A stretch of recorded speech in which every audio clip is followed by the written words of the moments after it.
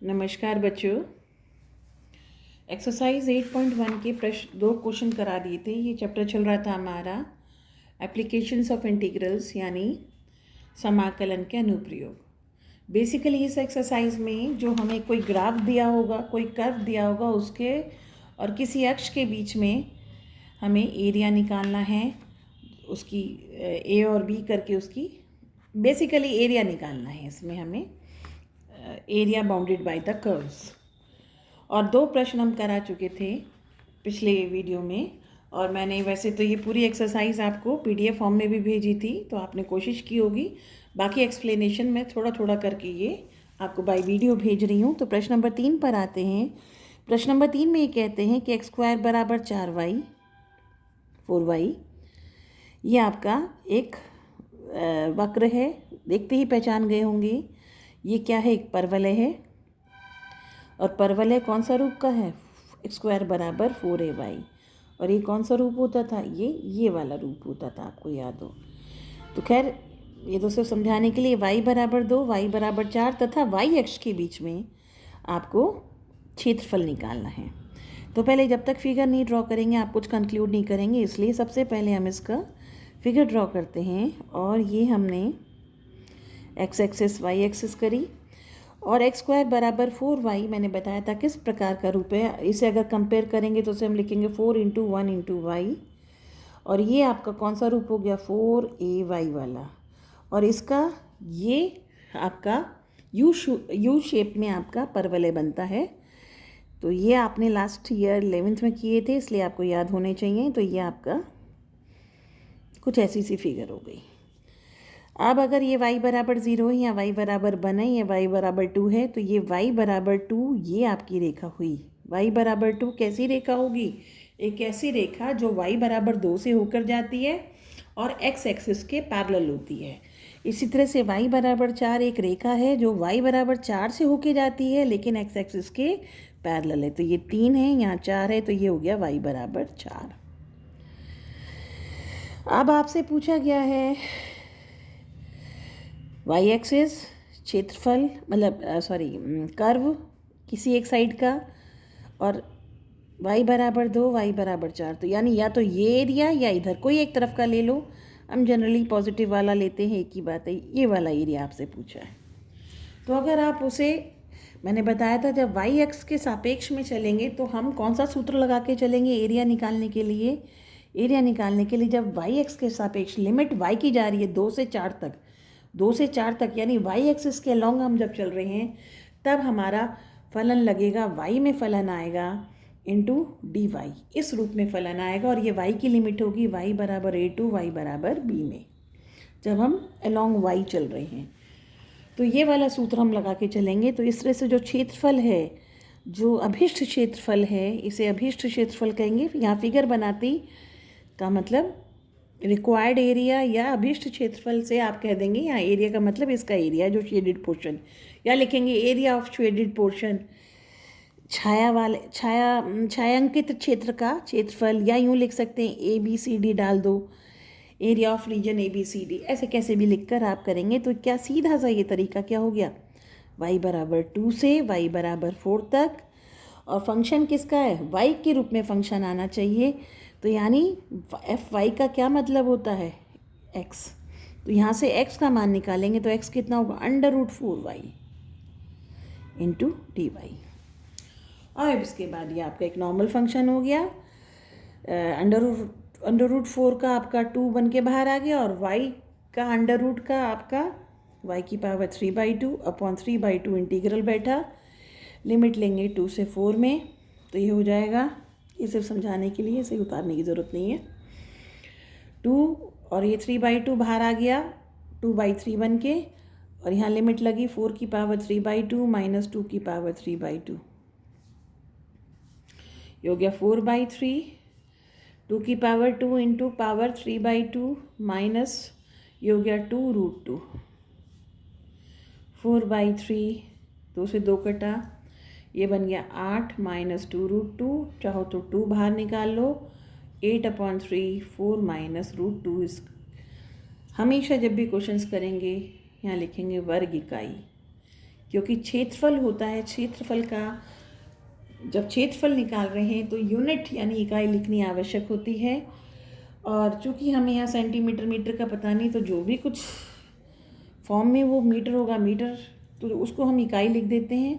और एरिया हमेशा square form में होता है, स्क्वायर मीटर या स्क्वायर सेंटीमीटर, यानी वर्ग सेंटीमीटर या वर्ग मीटर। तो इसलिए वर्ग जरूर लगाएंगे और इकाई लगाएंगे, क्योंकि इकाई जो भी है हमें पता नहीं है, जो भी इकाई होगी, metre, centimetre, kilometre, miles, whatever it is.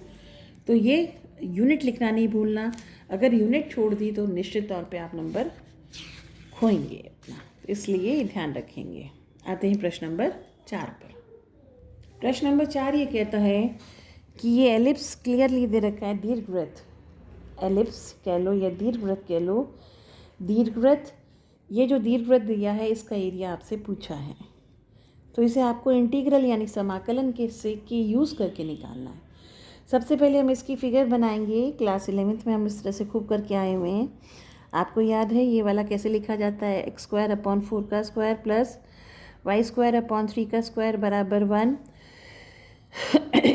ये a जो हमारा दीर्घवृत्त हुआ करता था, x² a² plus y² / b² बराबर 1। इसमें यदि a b से बड़ा है तो इसमें जो मेजर एक्सिस होती थी या जो आपकी दीर्घ अक्ष हुआ करता था वो होता था आपका 2a, और जो माइनर एक्सिस होती थी वो 2b। यानी जब a बड़ा होता था तो x एक्सिस आपकी मेजर एक्सिस यानी दीर्घ अक्ष होगी।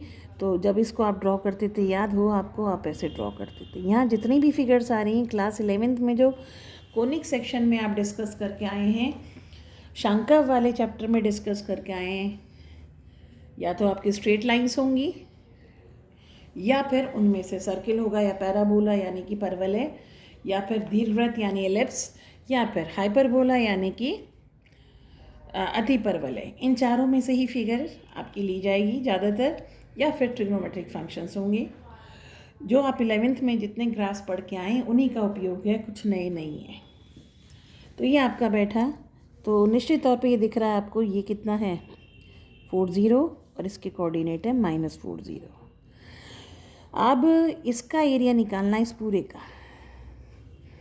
मैंने आपको बताया था अगर हम डायरेक्ट लेंगे तो ये y पॉजिटिव, ये y निगेटिव, दो अलग अलग लेना पड़ेगा -4 से 4 की लिमिट में।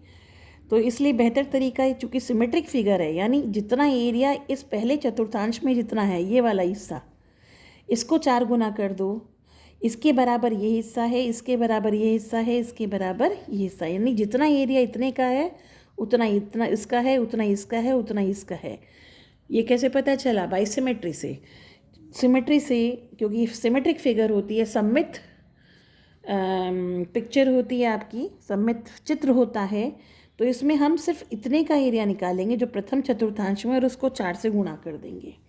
तो इस वाले चतुर्थांश में जो सूत्र आपका वो क्या, लिमिट लगेगी 0 से 4, और फिर जो y होगा वो धनात्मक होगा, तो y का फंक्शन x के फॉर्म में आएगा और dx के रूप में लगाएंगे। तो आपका जो है एक रिक्वायर्ड एरिया जो है, एरिया या जो हमें चाहिए क्षेत्रफल, अभिष्ट क्षेत्रफल कह लो या कह लो रिक्वायर्ड एरिया, अभिष्ट क्षेत्रफल, तो ये होगा आपका 4 गुना। क्यों किया कि इसका निकालेंगे और 4 से गुणा कर देंगे, इनटू 0 से 4 फंक्शन इन x।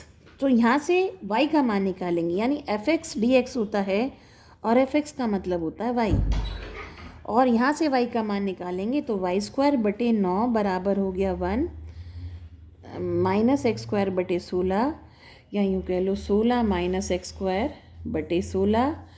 तो y² हो गया 9/16 गुणा 16 - x²। तो y हो गया, अंडर रूट लेंगे और प्लस का लेंगे, क्योंकि यहाँ पर सिर्फ प्लस का, y जो है यहाँ के हर एक पार्ट में y का मान क्या है, प्लस का है। तो यहाँ अंडर रूट लेने पर 3/4, तो ये हो गया अंडर रूट 16 - x²। तो यही एफ एक्स का मान है।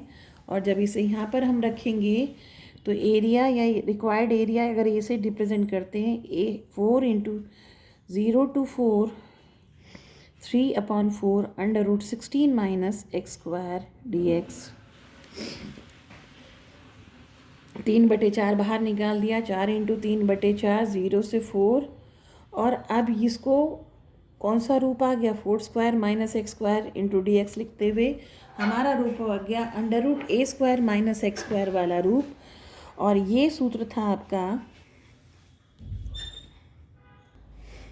यहाँ लगाएंगे सूत्र √a² - x² dx वाला, जो कि होता है x/2 √a² -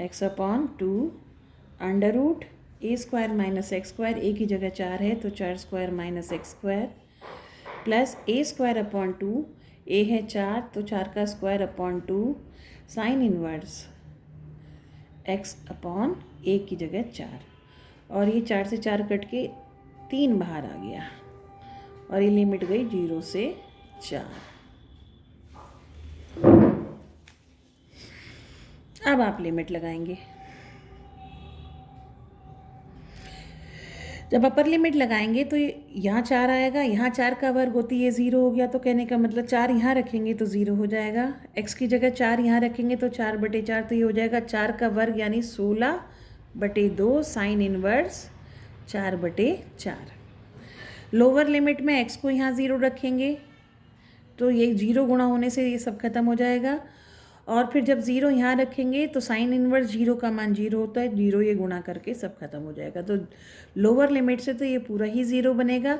अपर लिमिट में ये 0 बन रहा था, यहाँ 0 नहीं बन रहा। तो ये हो गया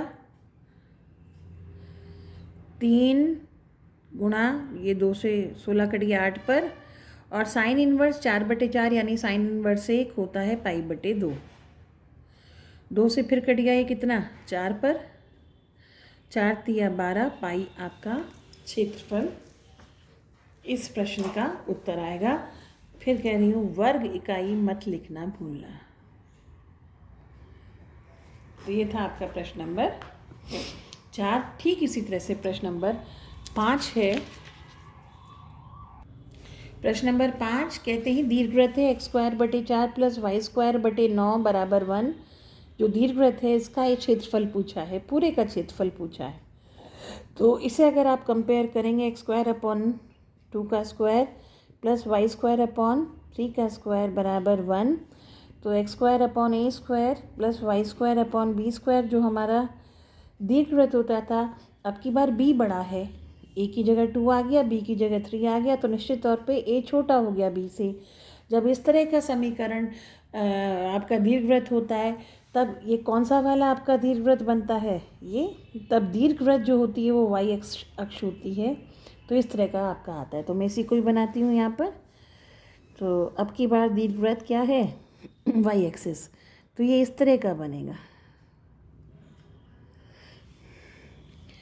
तो ये आपका 0 3, ये 0 - 3, और ये आपका 0 2, और ये हो गया 2 0, और ये हो गया -2 0, ये कोऑर्डिनेट।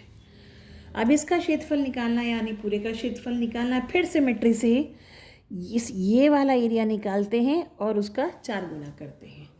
अब इस क्वेश्चन में हम दोनों ढंग से कर सकते हैं। हम वाई एक्सिस के अलॉन्ग भी जा सकते हैं। अगर मैं वाई एक्सिस के सापेक्ष निकालूंगी, यानी एलिप्स का जो कर्व है, अगर मैं वाई एक्सिस के सापेक्ष जाऊंगी तो लिमिट लूँगी 0 से 3, लेकिन अगर एक्स एक्सिस के सापेक्ष जाऊंगी तो लिमिट लूँगी 0 से 2।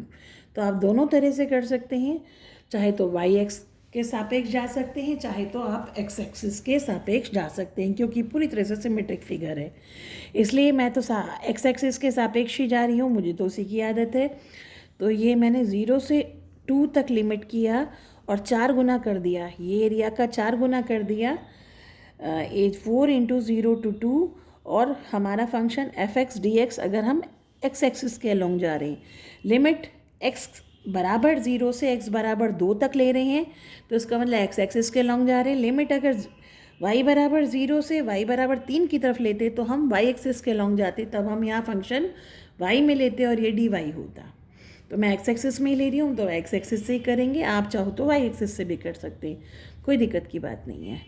तो अब यहाँ फंक्शन f(x) है यानी y का मान चाहिए, तो यहाँ से y का मान कितना आएगा, मैं डायरेक्टली अगर करती हूँ, वैसे तो चाहो आप रुक के कर लो, y² बटे 9 बराबर 1 माइनस x² बटे 4, तो y² बराबर 9, 4 माइनस x² बटे 9, तो y हो गया 4, सॉरी, तो y हो गया 3 बटे 4 अंडर रूट लेने पर 3 बटे 2 अंडर रूट 2 का वर्ग माइनस x का वर्ग, ये y का मान आया। तो जिसे मैं यहाँ रखती हूँ 3 बटे 2 अंडर रूट 2 का स्क्वायर माइनस x² dx, बाहर आ गया, ये 2 से 4 कट गया, तो 3 दूनी 6, 0 से 2, 2 स्क्वायर माइनस x², और फिर वही वाला सूत्र जो पिछले उसमें लगा था, under root a² minus x² का सूत्र होता है x/2 under root a² minus x² plus a² यानी 2 का स्क्वायर बटे 2 साइन इनवर्स x/a, ये सूत्र था आपका। डायरेक्टली लगा रही हूँ मैं, बार बार सूत्र लिखने की ज़रूरत नहीं, पिछले क्वेश्चन में भी बताया था मैंने, और सूत्र बोलती भी चली गई। x को 2 रखेंगे, ये 0, a का मतलब यहाँ 2 है। उसी ढंग से 2 बटे 2, 2 का वर्ग माइनस 2 का वर्ग 0 हो गया, तो रखने की ज़रूरत नहीं है, ये 2 से 2 कट गया, 1 2 रह गया, साइन इनवर्स 2 बटे 2, और फिर जब माइनस करके x लोअर लिमिट रखेंगे, x की जगह 0 रखा तो ये पूरा 0 हो गया, और साइन इनवर्स 0 का मान भी 0 होता है, तो फिर बस लोअर लिमिट में भी 0 बैठेगा, तो डायरेक्ट लगा दिया। तो ये हो गया 6 दूनी 12, साइन इनवर्स 1 का मान होता है π/2, तो ये हो गया 6 पाई। अगर आप इसे दूसरे ढंग से करेंगे तो निश्चित तौर पे उस पर भी यही आंसर आपका आएगा। तो ये था प्रश्न नंबर आपका 5। आते हैं प्रश्न नंबर 6 पर।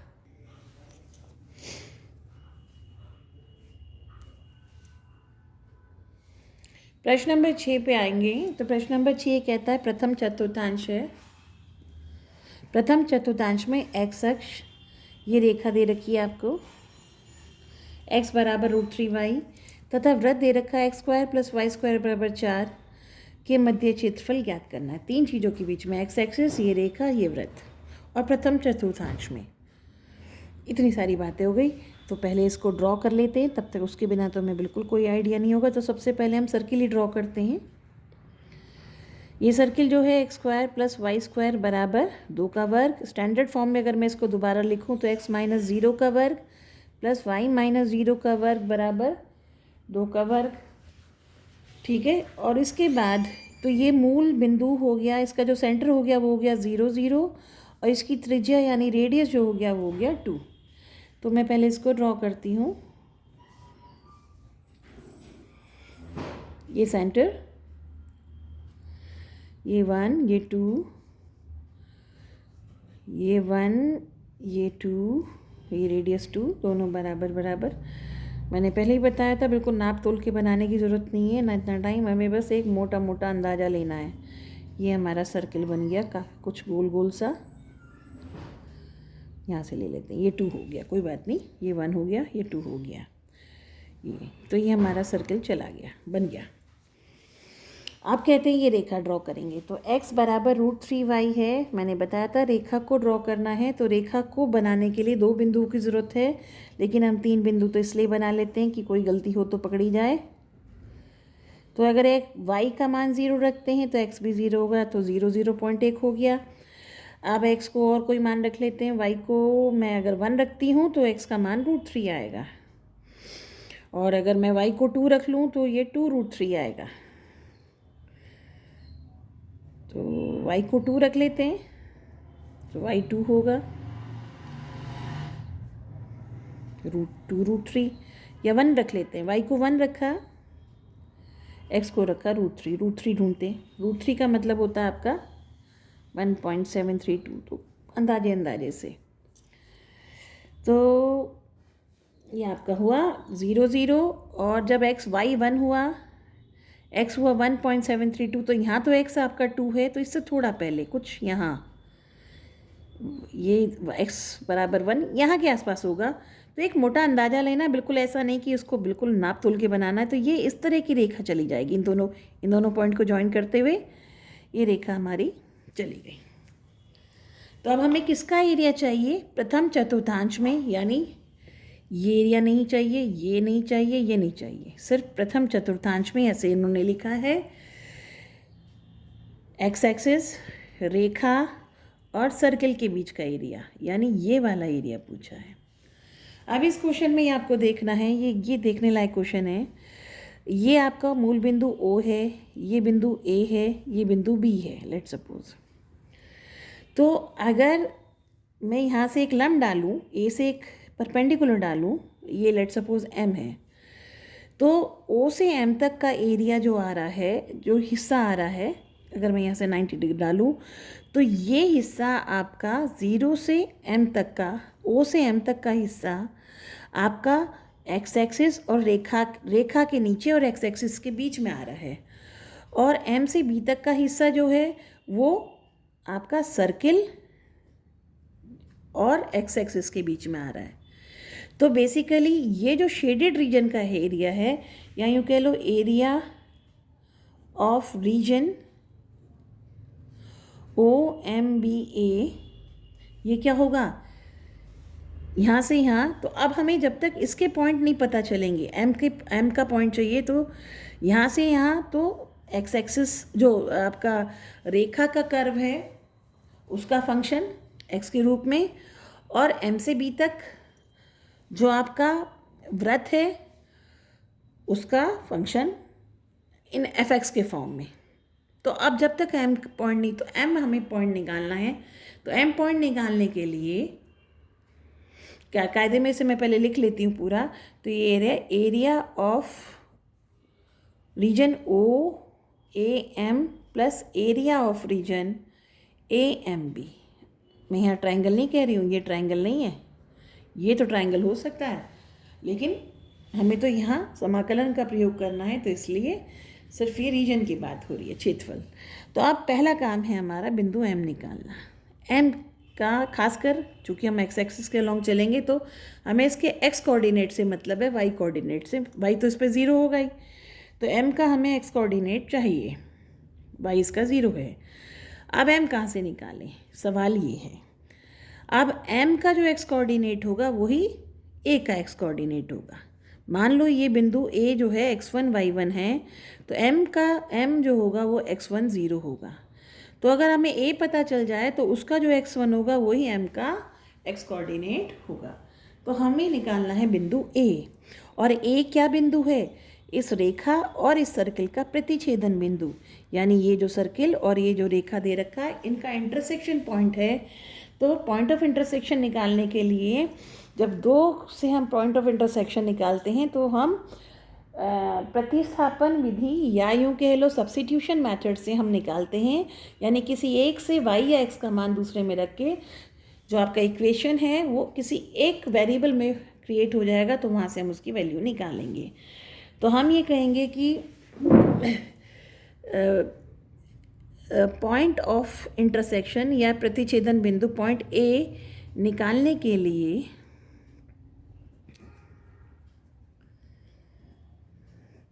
इनका प्रतिच्छेदन कराएंगे। तो यहाँ x की जगह √3y लिख रही हूँ। वैसे मुझे x का मान चाहिए, y का तो चाहिए भी नहीं, तो y का मान रख देती हूँ x/√3।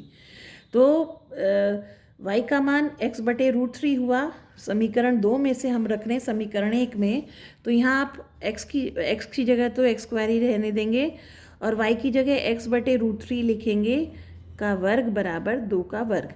अब ये पूरा समीकरण सिर्फ एक चर राशि x में है, तो इसको आप हल कर सकते हैं। तो ये हो गया x² + x²/3 बराबर 4। तो ये हो गया 4x²/3 बराबर 4। तो ये हो गया x² बराबर 3। तो x का मान हो गया ±√3।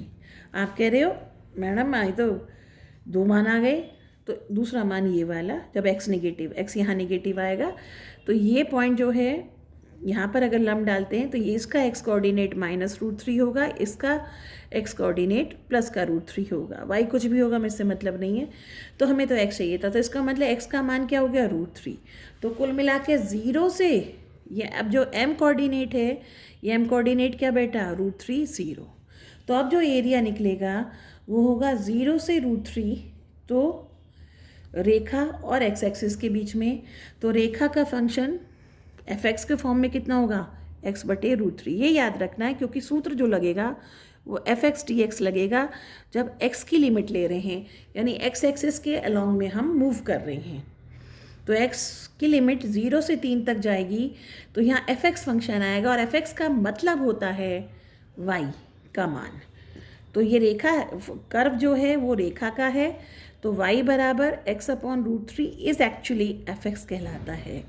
तो fx का हुआ x/√3 इंटू dx प्लस अगला पोर्शन है m से b तक, यानी √3 से b का मान कितना था यहाँ पर, b जो था आपका सर्किल था और सर्किल का रेडियस था, तो ये b है 2 0, रेडियस 2 है ना, ये 2, ये भी 2, ये भी 2, ये भी 2, तो b कितना हुआ 2। तो √3 से 2 तक किसका फंक्शन आएगा, सर्किल का। तो सर्किल का y का मान आएगा कितना, √2² - x²। x² उधर ले गए, 2² - x², y² का मान था y बराबर √ प्लस माइनस, चूँकि हम प्रथम चतुर्थांश में ले रहे हैं तो प्रथम चतुर्थांश में y क्या होता है, प्लस होता है, तो प्लस वाला लेंगे, माइनस वाला नहीं लेंगे, into dx।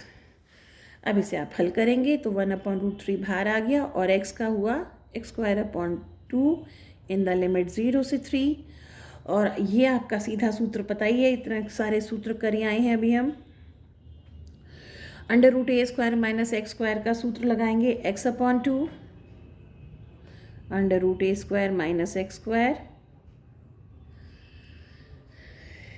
Plus a²/2 sine inverse x/a in the limit a है यहाँ पर 2, इन द लिमिट √3 से 2 तक, लोअर लिमिट √3, अपर लिमिट 2, और ये √3 है, सॉरी √3 है, 3 नहीं। तो ये हो गया 1/√3, अपर लिमिट √3 रखेंगे, √3 का स्क्वायर हो गया 3/2, 0 रखने पे तो कोई फ़ायदा नहीं, और ये क्वेश्चन आप कई बार कर चुके हैं। 2 रखने पे ये 0 आएगा, ये नहीं आएगा, और √3 रखने पर तो खैर 0 नहीं आएगा। अब तो बात बन जाएगी ये। तो 2 रखा तो ये 0, ये बैठा अपर लिमिट से, ये 0 हो गया, तो ये हो गया 2 का स्क्वायर, 2 कट गया, और साइन इनवर्स 2/2 माइनस, अब जब x का मान √3 रखेंगे तो √3/2, तो 2 का स्क्वायर 4 माइनस √3 का स्क्वायर लिख लेते हैं, चलो माइनस, ये भी 2 रह गया, और ये हो गया साइन इनवर्स √3/2। इसे हल करते हैं,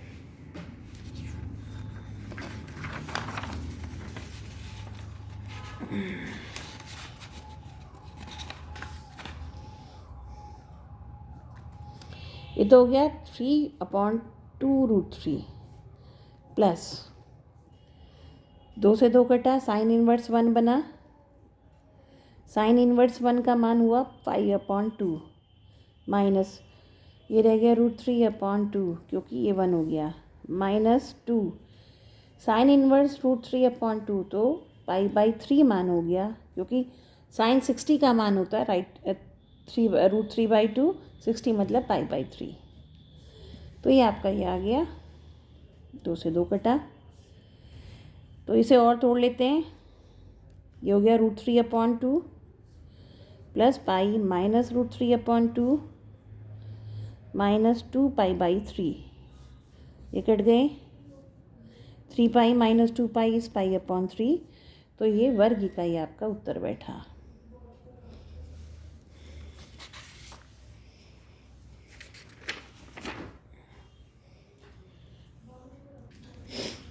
प्रश्न नंबर 7 पर आते हैं। प्रश्न नंबर 7 में कहते हैं कि वृत्त है आपका x square plus y square बराबर ए स्क्वायर, जो कि एक वृत्त है आपका, और रेखा है एक्स बराबर ए बटे रूट टू। यहाँ वाई चर राशि नहीं है, निश्चित तौर पे ये एक ऐसी रेखा है जो वाई एक्स के समानांतर है, क्योंकि एक्स बराबर कांस्टेंट के रूप में ही है। तो सर्किल को ये रेखा जब काटेगी, दो भाग में से तोड़ेगी, जो छोटा भाग होगा उसका क्षेत्रफल आपसे पूछा है। तो सबसे पहले हम इन्हें ड्रॉ करेंगे। X square plus y square बराबर ए स्क्वायर। निश्चित तौर पे देखकर ही पता चल रहा है, केंद्र इसका 0 0 है और त्रिज्या है इसकी 1। तो अगर हम इस सर्किल को ड्रॉ करते हैं तो जो आपका ओरिजिन है वो सेंटर हो गया, और ये अगर मैं ए त्रिज्या मान लेती हूँ तो ये जो पॉइंट है आपका, ये A0, इसके कोऑर्डिनेट 0A, ये -A0, ये 0 -A। अब x बराबर a बटे रूट टू, ये है a बटे रूट टू। a बटे रूट टू का मान हर हालत में a से नीचे होता है, तो a बटे रूट टू इसके यहाँ बीच में कहीं होगी। और ज़्यादा चाहो तो इसे आप ऐसे कर सकते हो, a बटे रूट टू को ऊपर नीचे रूट टू से गुणा करो, और रूट टू का मान होता है 1.414 अपॉन ये हो गया 2, और ये 0.7 इंटू ए। तो ए का 0.7, अगर यानी A1 होता तो कितना 0.71, यानी करीब यहाँ से कहीं से बीच 0.5 से ऊपर 0.7 से। तो ये है आपका a बटे रूट टू, ये वाला पॉइंट। और जो x बराबर कांस्टेंट कोई अगर रेखा होती है तो वो है रेखा y एक्सिस के पैरेलल होती है। तो ऐसी रेखा गई। तो इस तरह से इस रेखा ने इस पूरे सर्किल को दो पार्ट में तोड़ दिया, ये वाला पार्ट और ये वाला पार्ट। छोटा वाला पार्ट ये है आपका, तो इसका क्षेत्रफल आपसे पूछा है। तो आप देख रहे हैं यहाँ पर x का मान कितना है, a बटा रूट टू। तो ये पॉइंट अगर मैं ये आपका O था, ये पॉइंट A ले लेती हूँ, ये पॉइंट B ले लेती हूँ, तो जो पॉइंट A के कोऑर्डिनेट होंगे, क्योंकि x एक्सिस पे y कोऑर्डिनेट 0 होगा, और x कितना है, x इन्होंने दे ही रखा है कितना, a बटे रूट टू। तो ये कोऑर्डिनेट हुए। तो अब आपको यहाँ से यहाँ तक का एरिया चाहिए, जितना ऊपर उतना नीचे, तो ऊपर वाले का निकालेंगे, डबल कर देंगे। तो आपका अभिष्ट क्षेत्रफल कहो या रिक्वायर्ड एरिया कहो, अभिष्ट क्षेत्रफल A, तो A बराबर हुआ दुगना किसका, 0 से, मतलब A से B पॉइंट तक। A पर कोऑर्डिनेट था x का a बटे रूट टू, और B पे x का कोऑर्डिनेट था a इंटू एफ एक्स। किस x एक्सिस और किसके बीच में आ रहा है, सर्किल के बीच का एरिया। सर्किल का एफ एक्स का मतलब y का मान। तो यहाँ से y का मान कितना होगा, a square minus x square का अंडर रूट dx। यहाँ से वाई स्क्वायर कितना होगा, ए स्क्वायर माइनस एक्स स्क्वायर, तो वाई कितना हुआ, अंडर रूट ए स्क्वायर माइनस एक्स स्क्वायर, जिसको कि आप एफ एक्स के नाम से भी जानते हैं। तो जब एक्स एक्सिस के अलॉन्ग हम चलते हैं तो lower limit upper limit F x D x, F x का मतलब ये डी एक्स, और लोअर लिमिट आपकी ए बटे रूट टू थी और ये ए हो गई। बस अब आप इसको हल करेंगे, और हल करने का ये बार बार वही सूत्र हमारा आ रहा है, तो ये सूत्र भी याद हो जाएगा आपको, नहीं अभी तक याद हुआ था तो यहाँ तो डायरेक्ट ही सूत्र लगेगा, क्योंकि ए के स्थान पे ए ही है, plus a square upon 2 sine inverse x upon a in the limit a बटे रूट टू से ए तक। अब जैसे ही ये रखेंगे ये तो 0 हो जाएगा, क्योंकि ए स्क्वायर माइनस ए स्क्वायर से 0। तो अपर लिमिट में मैंने 0 वाला हटा दिया, आप चाहो तो लिख के देख लो, वरना तो कोई दिक्कत नहीं। ए स्क्वायर अपॉन 2 साइन इनवर्स ए अपॉन ए माइनस, अब जब x को a बटे रूट टू रखूँगी तो a बटे 2 पहले से था, रूट टू नीचे से आ गया, a square minus a square बटे 2, क्योंकि वर्ग होने से रूट टू का 2 बन गया, minus a square upon 2 sine inverse a upon root two upon a। तो ये लिमिट लगा दी नीचे वाली, ये थी ऊपर वाली, ये 1 हो गया, तो ये स्क्वायर अपॉन 2, और साइन इनवर्स 1 का मान होता है पाई अपॉन 2, और ये हो गया a अपॉन 2 रूट टू, और ए square minus a square upon 2 रह गया a स्क्वायर अपॉन 2।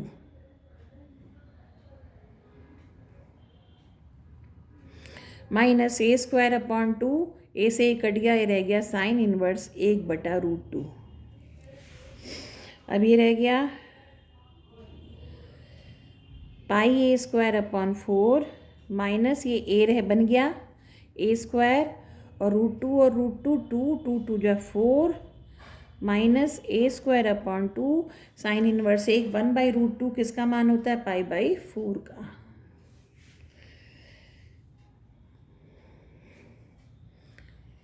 तो पाई ए स्क्वायर बटे 4 माइनस पाई ए स्क्वायर बटे 8, तो ये रह गया पाई ए स्क्वायर बटे 8 माइनस ए स्क्वायर बटे 4। इसमें से ये माइनस कर दिया, आप करेंगे अपने आप आ जाएगा आपका, 2 से गुणा कर दिया, पाई ए स्क्वायर बटे 4 माइनस ए स्क्वायर बटे 2 वर्ग इकाई। Don't forget to write the unit, it's very important. तो ये था आपका प्रश्न नंबर 7। देख लेंगे इसे अच्छे से। इसके बाद आते हैं प्रश्न नंबर 8 पर। आगे का प्रश्न को जो मैं अब आपको अगले वीडियो में कराऊंगी, लंबा वीडियो हो गया है। Thank you.